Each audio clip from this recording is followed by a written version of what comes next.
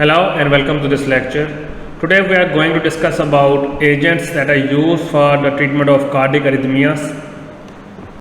And to begin with this lecture, I will show you one video about cardiac arrhythmias to understand the pathophysiology of cardiac arrhythmia that you already discussed in your previous subjects. So let's discuss this and then we will start our topic.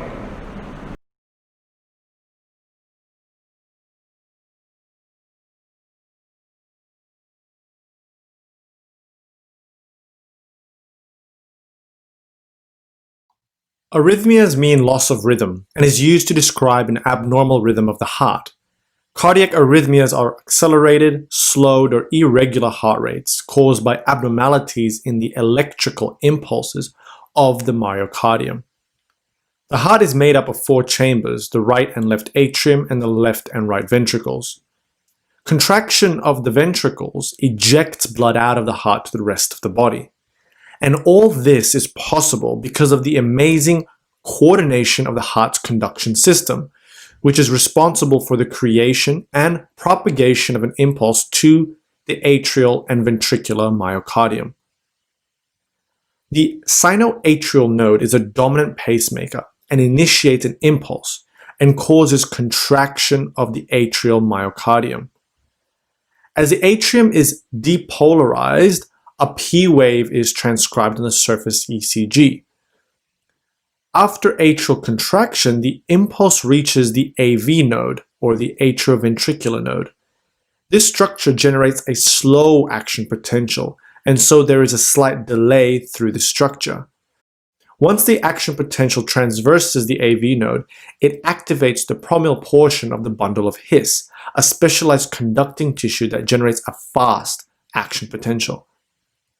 The period of time from the end of the P wave to the beginning of the QRS is termed the PR interval and is where the activation of both the AV node and bundle of His occurs.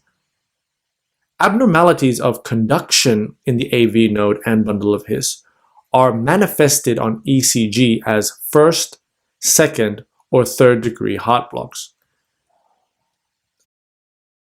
After impulse transmission through the bundle of His, the impulse is conducted to the right and left bundle branches, which generates fast action potentials. The impulse travels from the bundles, fascicles, and Purkinje network, generating a fast action potential and resulting in rapid activation and depolarization of the left and right ventricular myocardium. The depolarization and contraction of the ventricular myocardium is represented by the QRS complex on the ECG. The contraction of the myocardium will eject blood out of the ventricles into the aorta and pulmonary circulation. Following the QRS complex, the T wave represents ventricular repolarization, which is a time when the ventricular myocardium relaxes. Atrial repolarization, the relaxing of the atrial myocardium, is hidden within the dominant QRS complex on the ECG. The sinoatrial node sets the normal heart rate at about 60 to 100 beats per minute. Bradycardias is a resting heart rate less than 60 beats per minute. Tachyarrhythmias are essentially abnormal heart rates greater than 100 beats per minute. The main mechanism of bradycardia can be broadly divided into two groups. First is reduced automaticity. Reduced automaticity is the reduced automatic firing of the SA node, and this is usually due to an increase in vagal tone, increase in vagus nerve stimulation. The vagus nerve is a long nerve from the brainstem that affects the heart rate. It essentially slows it down. Elite athletes have an increase in vagal tone and so has a low resting heart rate. When we sleep, our body naturally has a low heart rate too because of this mechanism. And of course, this is more of a bradycardia rather than a bradyarrhythmia. Regardless, certain diseases and medications can also either increase vagal tone, reducing the heart rate, but also can affect the sinoatrial or atrioventricular node, slowing the conduction down. The second mechanism of bradycardia or bradyarrhythmias is a conduction block. Conduction block is blockage anywhere along the conduction system of the heart. A good example is conduction block affecting the atrioventricular and bundle of His, which can affect the PR interval on the ECG. Blockage of the AV node or the bundle of His will cause a prolonged PR interval of some kind, which manifests as a heart block on ECG. However, you can get conduction blocks elsewhere in the heart. For example, ventricular conduction blocks, such as blockage of the right bundle branch, predominantly prolongs the QRS complex, but does not cause bradycardia. And this is because the action potential are still able to get to the other parts of the ventricle, and so doesn't really result in bradycardia. And the same case goes if the left bundle branch is blocked. Tachycardia is a heart rate greater than 100 beats per minute, and people can be asymptomatic or experience palpitations, skipping beats, dizziness, chest discomfort, shortness of breath, and even presyncope and syncope. Tachyarrhythmias can be classified according to its mechanism. The first is enhanced automaticity. Normal increase in automaticity occurs when someone exercises or is anxious, and this causes the sympathetic stimulation to the sinoatrial and atrioventricular nodes, which will increase the heart rate. Abnormal increased automaticity occurs when there is ectopic firing of pacemaker cells elsewhere in the atrium or ventricles. For example, ectopic depolarization of atrial pacemaker cells will send impulses to the atrioventricular node rapidly, which is seen in atrial fibrillation, for example. Triggered activity is the second cause of tachyarrhythmias. Triggered activity occurs when abnormal action potentials are triggered by preceding action potential and can result in either atrial or ventricular tachycardia. Triggered activity can affect any part of the conduction system, but for simplicity, let's just say it's affecting the ventricular myocardium. The ventricular myocardial action potential looks something like this. In triggered activity, you get a trigger depolarization, usually occurring after in the later phase of the action potential. For example, the ventricular myocardium depolarizes, then slowly repolarizes. Early after it depolarizes, a triggered activity occurs, which can trigger an arrhythmia. This is termed early after depolarization because the triggered activity occurs early after depolarization of the myocardium. Another example is a triggered activity occurring when the action potential is nearly or fully repolarized. This is termed delayed after depolarization. The cause of triggered activity are things that usually prolong the repolarization phase of the heart muscles or the heart conduction system. And this can be drugs or certain diseases, for example. Re-entry is the major cause of tachyarrhythmias and is our third mechanism of tachyarrhythmias. To understand what this means, let us look at the atrioventricular node as an example. Anywhere along the tract from the SA node to the ventricles, there can be heart fibers that are slow at sending the propagating impulse. The normal fast tract will send impulses and will continue down towards the bundle of His, while the slow impulse catches up. Eventually, the fast tract will enter its resting period, the refractory period.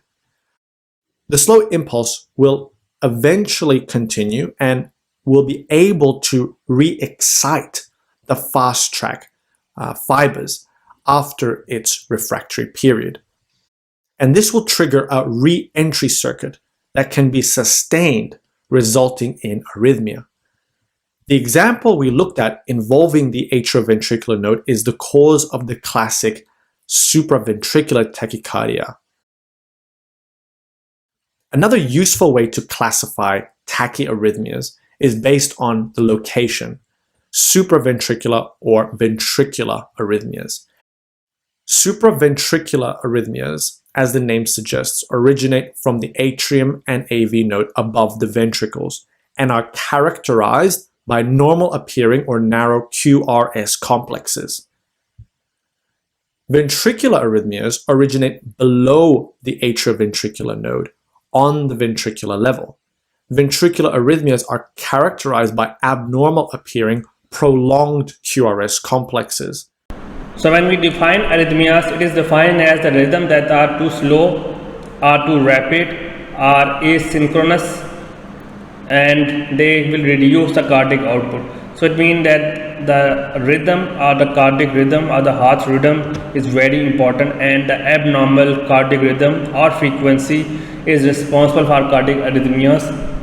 And the arrhythmia may be the heartbeat could be too rapid or too slow or asynchronous. What is meant by asynchronous? That means it without any synchronous, without any synchronicity, without any rhythm. If you take a look of this word, the word is arrhythmia. A mean without, arrhythmia mean rhythm. So without a rhythm or without a cardiac rhythm, abnormal cardiac rhythm is known as cardiac arrhythmia, and this result in reducing the cardiac output. Let's discuss the electrophysiology of the normal cardiac rhythm. So if you take a look of this slide, we found that actually the electrical impulse that trigger a normal cardiac contraction originate from where? It originate at regular interval from SA node. SA node stands for sinoatrial node, and that impulse then leads to arterioventricular node, which is known as AV node. That impulse spread rapidly through arteria, and then it spread to all parts of the ventricles through Purkinje system. You already studied the Purkinje system in your physiology textbooks. That's a normal mechanism, that it travels from SA node to AV node, and then it spread through ventricles through Purkinje system. So this is usually synchronous and hemodynamically effective. So it is a stable synchronous system, and usually when this electrical impulse changes to abnormal, such as too rapid or too slow rhythm, then it can lead to cardiac arrhythmias. So this is the superior vena cava.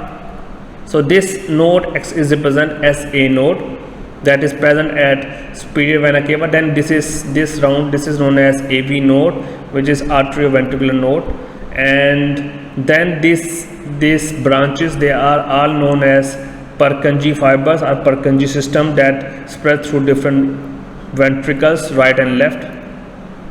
So we have to understand that this is SA node, that is important. Then we have AV nodes. So the electrical impulse travel from SA node to AV node, and then it travels to Purkinje system through ventricles, and each stage is represented by different phases. Like if you see from the SA node, phase 0, then we have, you can see phase 3, then phase 4, and then if you take a look of further down to the AV nodes, you can see the rhythm, it travels. Then when it travels to ventricles through Purkinje system, you can see that this is very clear, phase 0. Then we have phase 1, which is known as overshoot, which it means that it shoot very high. Then it moved to phase 2, phase 3, and then leading to phase 4. So you can see this phase, this section and this section, these are all known as resting potential. The phase 1 is known as overshoot, and then we have phase 2, phase 3, phase 4.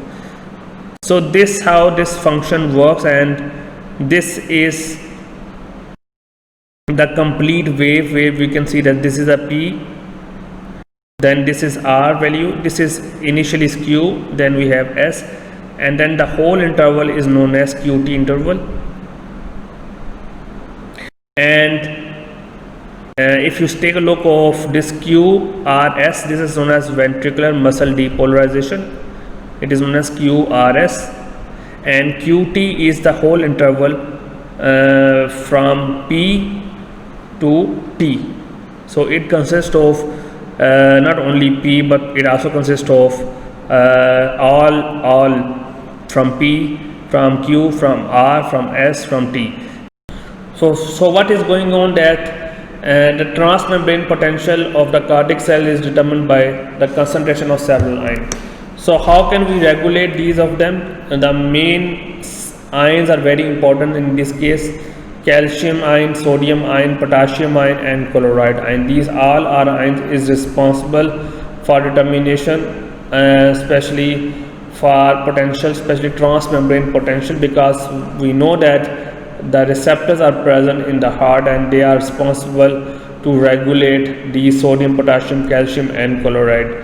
And how it could be regulated? It could be regulated through sodium and potassium ATPase pump that is responsible to regulate them. So the movement of ion produce current. So that is, they are talking about that these ions are important. Why they are important? Because they are responsible for producing the current, and then obviously it can be explained in terms of cardiac action potential. At rest, because there is no movement, sodium is not permeable at that time. But at the start of action potential, sodium will be permeable, and then the conduction of our sodium channels suddenly increase the response to depolarizing stimulus, and it could be regulated by sodium potassium ATPase. So that's how that normal function works. I'm repeating again, the important part is that sodium, potassium, calcium, and chloride ion channels are very important for producing the current. It is also known as cardiac action potential. At rest, sodium is not permeable, but at action potential, sodium is permeable, and then the conduction of these sodium channels is responsible for increasing the depolarizing stimulus. So that's how the normal mechanism works. So how it would work? I mentioned here that in the pacemaker cells, spontaneous depolarization occur during diastole, and the depolarization result in gradual increase of the depolarizing current through special hyperpolarization activated ion channels and the sinoatrial nodes.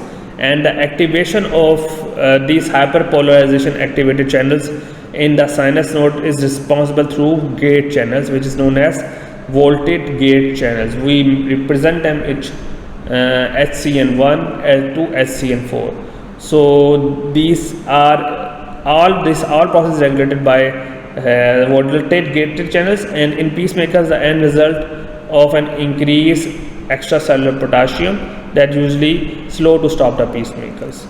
So in simple terms, if we summarize this slide, we can have to understand that the spontaneous depolarization occur during diastole. That depolarization result from increase of the depolarizing current through hyperpolarization activated channels through sinoatrial node. So this is the same thing, that sinoatrial node is very important, that is responsible for gradual increase of the depolarization through hyperpolarization through different ion channels, and then hyperpolarization activated channels through sinus node is belong to the channels which is known as voltage gated channels, which is abbreviated as HCN1 to HCN4. And then at the end, the increase of the potassium actually is very important, because when the action potential need to be stopped, then it will be increase of the potassium channel, and it is the increase of the potassium, and that is responsible to slow or stop the pacemaker process. So that's how that mechanism works. So if we take a look and draw this thing, initially we can see that action potential upstroke phase 2, and we remember that in the upstroke there will be a sudden increase. Here I can draw it very straight. There will be increase that is dependent on sodium current. So you can see in the initial resting state, sodium is not permeable, and we already discussed in our previous slide as well. And then what happened, you can explain in terms of this. Then there is a threshold level, and that after that threshold level it sudden increase like this straight shoot down. It is known as upstroke. So in this case, then after that upstroke, the sodium channel opens, sodium going to get in, and then after that when these receptors need to be inactivated, then there will be increase of the potassium and then sodium will be decreased.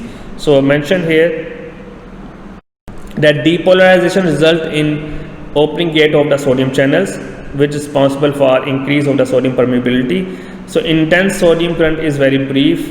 It is responsible to opening of the M gate, following close of the H gate. So you can see these are different gates like M gates and H gate. So you can see that initially M gate will be closed and sodium cannot go in, but then after that threshold level, after upstroke, the sodium cross go inside, and then obviously the gate will be open, and then at the end again the H gate will be closed, and then the closure of H gate is responsible then again to inactivate the sodium channel. So these 2 points are expressing the same thing that is mentioned in this picture. The action potential plateau, phase 1, phase 2 reflects the turning off of the most of the sodium current.